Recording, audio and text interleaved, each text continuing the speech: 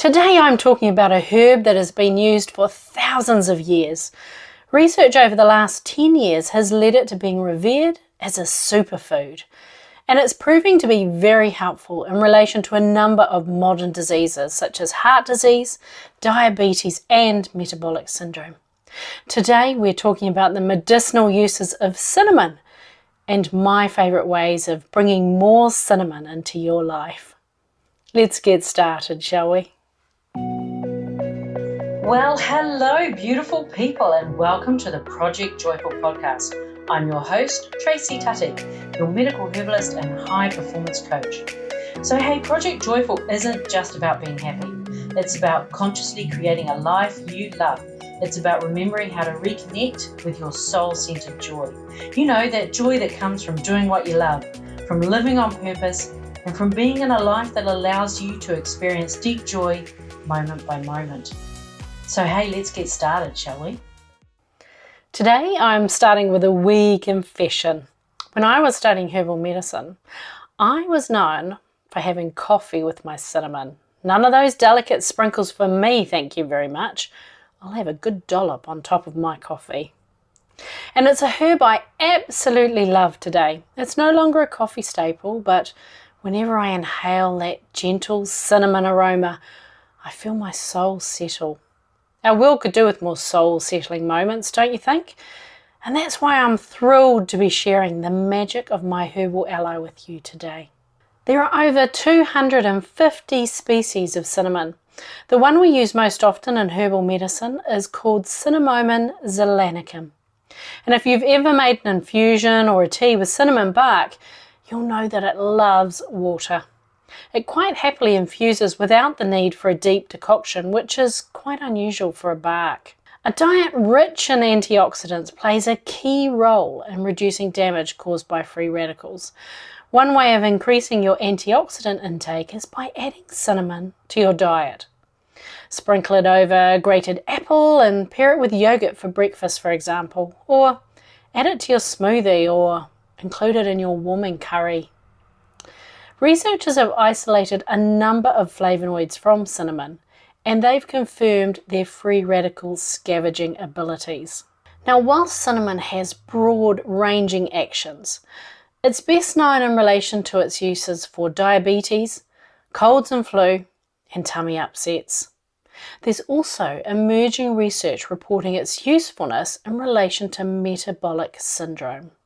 Metabolic syndrome brings together high blood pressure, high blood sugar, excess body fat that's deposited around your waistline, and high cholesterol.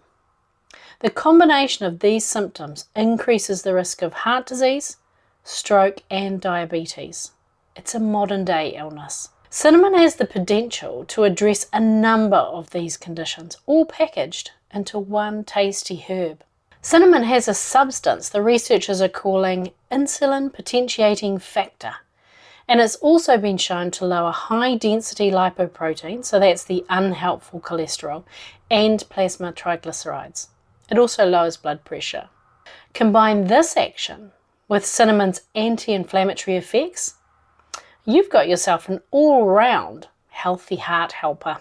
So what's this insulin potentiating factor all about? Well, people with type 1 diabetes have a pancreas which produces too little or no insulin. Insulin helps your blood sugar move into your cells where it can be converted into energy. No insulin or too little insulin, and your blood sugar hangs about outside your cell waiting to be given the key to unlock that front door. People with type 2 diabetes aren't very good at processing their blood sugar because their bodies aren't quite sure what to do with the insulin. So there's either not enough of it or their cells don't recognize that it's insulin. And sometimes this is known as insulin sensitivity. Now, cinnamon can appear to be insulin in your body, which unlocks all that glucose processing power. It also increases the amount of sugar moving from your blood and into your cells. Now, don't get me wrong, diabetes is a serious condition. And whilst type 2 diabetes can be managed through diet, I'd strongly recommend doing that with the support of a health professional. This is not something to have a go at home. Researchers have reported antimicrobial, antifungal, antiviral and yeast-inhibiting actions in cinnamon. No wonder it's been used to preserve food for over 200 years, if not more. These actions also help in relation to its ability to support all manner of gastrointestinal complaints. It's a carminative, so it's able to discreetly move gas along. Very useful when you're feeling bloated or you've overindulged. The tannins from the bark are astringent, so they tighten and they dry things up. Now that, combined with its antimicrobial actions, make it a really useful agent when you've got diarrhea. Cinnamon is also a prebiotic. This means it creates a healthy foundation for your beneficial bacteria to thrive on. So how do I like to take my cinnamon? Well, I add the powdered spice to a variety of foods spanning breakfast, lunch and dinner, from bircher muesli to a delicious curry. You'll find cinnamon is a key ingredient in masala chai and the spice blend garam masala. Cinnamon essential oil diffused in an essential oil diffuser or candle is relaxing and it can elevate your mood.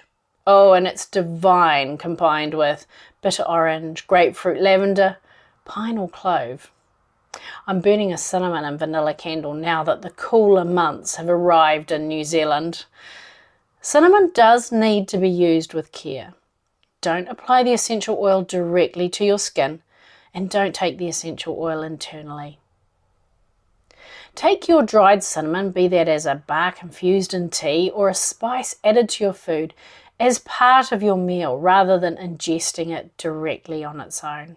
And also some people can develop dermatitis from being in contact with cinnamon. When you're using cinnamon, be aware of its medicinal uses if you have related health conditions. And if in doubt, reach out to your local herbalist or naturopath. Sending you lots of love. Bye for now. Hey, thanks for listening to today's podcast. Can I ask you a favour? If our conversation spoke to you today, could you please take a moment to leave a 5-star review? Your review will help people discover this podcast, and together we can create a world where there's even more love and more laughter. And if you want to hear more from the Project Joyful podcast, just click the subscribe button. Bye for now.